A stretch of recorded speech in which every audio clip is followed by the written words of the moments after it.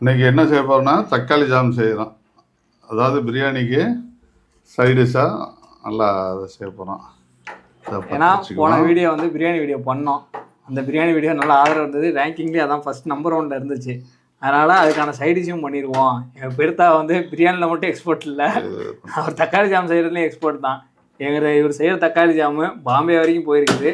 அதனால தான் எங்கள் சொந்தக்காரங்க ஃப்ரிட்ஜில் வச்சுலாம் சாப்பிட்டவங்களாம் இருக்கிறாங்க. அதனால தான் இவரை வச்சு தக்காளி ஜாம் வீடியோ பண்ணிடலான்னு பண்ணுறோம். இப்போ தக்காளியை 2ஆக வெட்டிக்கிட்டு இந்த வெள்ளையாக இருக்கிறத எடுத்துடணும். அதை எடுத்துட்டு அதை எல்லாத்தையும் அப்படியே போட்டு பிசைய வேண்டியது தான்.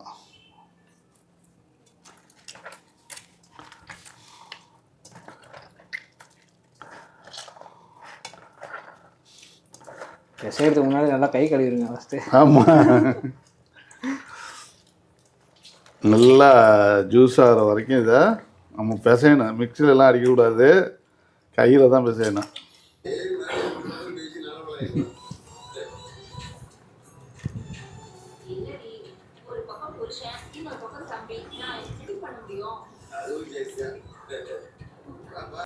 இந்த மாதிரி பிசைஞ்சிக்கணும். நல்லா ஒரு தண்ணி அந்த சுற்றிலாம்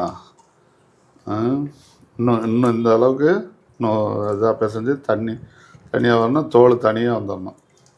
அந்த அளவுக்கு பிசையணும். கொஞ்சம் கஷ்டம்தான், இருந்தாலும் கஷ்டப்பட்டால் தான் நல்லாயிருக்கும். வரும் நல்லா பிசைஞ்சாச்சு. இந்த வரும் தனியாக தோல் தனியாக வரணும், தனியாக வரணும். அந்த அளவுக்கு நல்லா பிசைஞ்சிக்கணும். அப்புறம் தோல் தனியாக வந்துடணும், தண்ணி தனியாக. புளிஞ்சு எடுத்தாச்சு, சக்கை பூரா புளிஞ்சு எடுத்தாச்சு. இந்த புறம் எல்லாம் ஃபுல்லாக சாறு தான். இது அப்படியே நம்ம கொதிக்க வைக்கணும். இதுக்கு மேலே கொதிக்க வச்சா நல்லா கம்பி பார்த்துக்கு கொதிக்க வைக்கணும். 1/2 மணி நேரம் ஆகும். தக்காளி ஜாமை அடுப்பில் வச்சாச்சு, சூடாகட்டும். அதுக்கடையில் இந்த முந்திரி பருப்பு நெய் போட்டு வறுக்கணும்.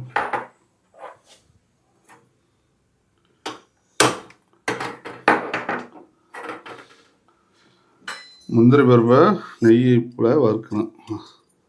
அதுக்கு கொதிச்சுக்கிட்டு இருக்கு. தக்காளி ஜாமு நல்லா கம்பி பதம் வர வரைக்கும் நல்லா இதாகணும். உடனேலாம் எடுக்கக்கூடாது, வீணாகிடும். நல்லா கொதிக்கணும். அது கொதிச்சுக்கிட்டு இருக்கட்டும். இந்த முந்திரி பருப்பு நெய்யில் கொஞ்சம் வறுத்துக்கும்.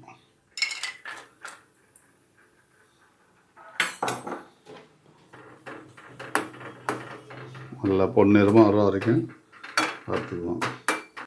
அடுத்து பாதாம், அது கொஞ்சம் சேர்த்து வறுத்துக்குவோம்.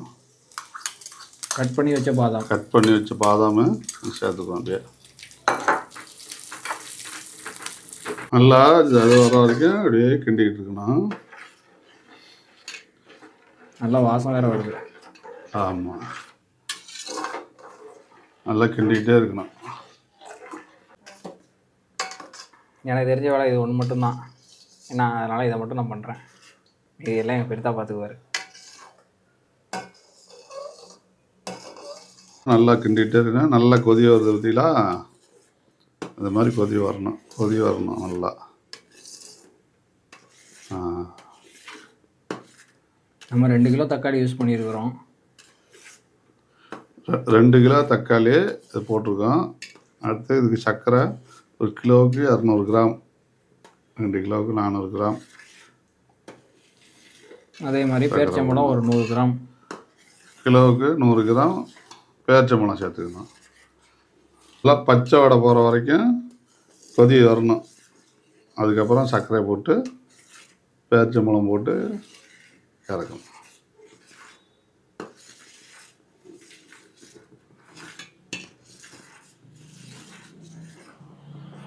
ஒரு நல்ல கொதி வந்துருச்சு. பச்சை வடை போய் கொதி நல்லா வந்துருச்சு. அப்புறம் சர்க்கரை ஒரு 200 கிராம் கிலோவுக்கு 2 கிலோ போட்டிருக்கோம். 400 கிராம் இப்போ நான் போடுறேன். உங்களுக்கு கூட வேணும்னா அதிகமான போட்டுக்கலாம்.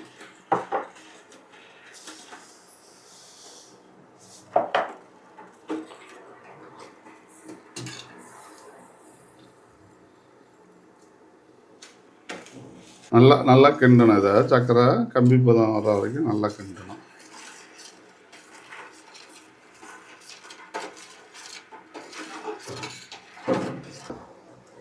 அப்புறம் சர்க்கரை போடுறதோட இந்த உப்பு ஒரு 2 கல் போட்டுக்கணும். அப்போ தான் ஸ்வீட்டு நல்லா இதாக இருக்கும். அது ஒரு நல்லா கொதி வந்துடுச்சு, சர்க்கரை இதாகிடுச்சு பாருங்கள். அடுத்து நம்ம அந்த பேரிச்சம்பழத்தை நல்லா நறுக்கி வச்சுக்கணும். பொடியாக நறுக்கி வச்சுட்டு 100 கிராம் பேரிச்சம்பழம். 1 கிலோவுக்கு 100 கிராம் போடணும். அது நம்ம 2 கிலோ தக்காளி போட்டிருக்கோம். அதுக்கு 200 கிராம் பேரிச்சம்பழம். இந்த மாதிரி நல்லா சின்னதாக நறுக்கி போடணும். போட்டு அப்படியே நல்லா கிண்டணும். நல்லா கொதி வந்துடுச்சு. அதை நம்ம முன்னாடியே நெய்யில் வறுத்து வச்ச முந்திரி பாதாமை அதில் பண்ணிக்கலாம்.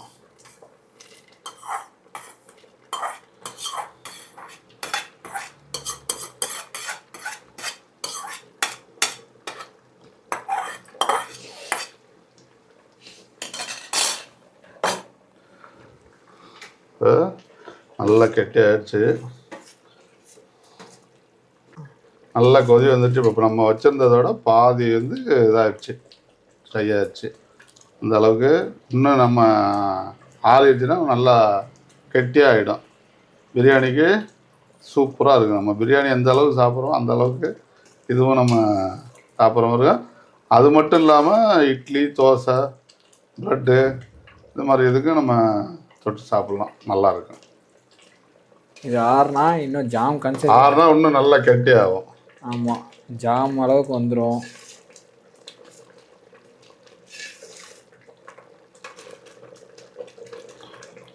இது சர்க்கரை வந்து நம்ம தக்காளியோட இதை பொறுத்து நம்ம போட்டுக்கலாம், கூட குறைச்சி.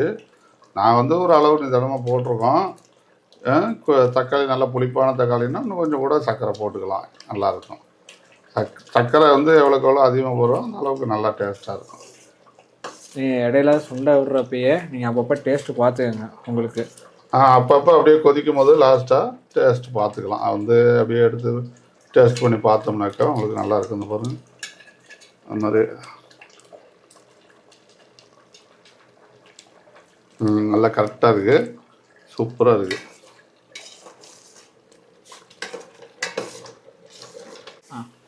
இது இனிப்புங்கிறதுனால நம்ம ஒரு 15 நாள் 20 நாள் வரைக்கும் வச்சிருந்து சாப்பிட்லாம். ஒன்றும் வீணாகாது, கெட்டு போகாது, நல்லாயிருக்கும். ஃப்ரிட்ஜில் வச்சு சாப்பிட்றாதீங்க. ஆமாம், ஃப்ரிட்ஜ் ரெக்கமெண்ட் கிடையாது. சாதாரணமாகவே வச்சு சாப்பிட்லாம். ஆமாம், ஃப்ரிட்ஜில் தான் வைக்கணும். நல்லா சாதாரணமாகவே நம்ம ஒரு பாட்டிலாக வச்சுருந்து எடுத்து சாப்பிட்லாம்.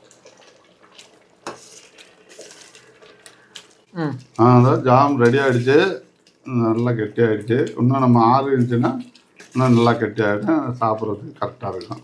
சரி, ஆறணுன்னா எடுத்து பவுலில் எடுத்து நம்ம மாற்றி வச்சுக்கணும்.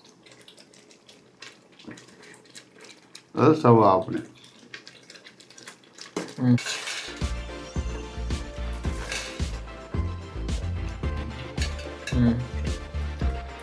ஒரு வழியாக ஜாம் செஞ்சு முடிச்சாச்சு. 2 கிலோ போட்டதில் எங்களுக்கு 1 கிலோ அவுட்புட் வந்திருக்கு.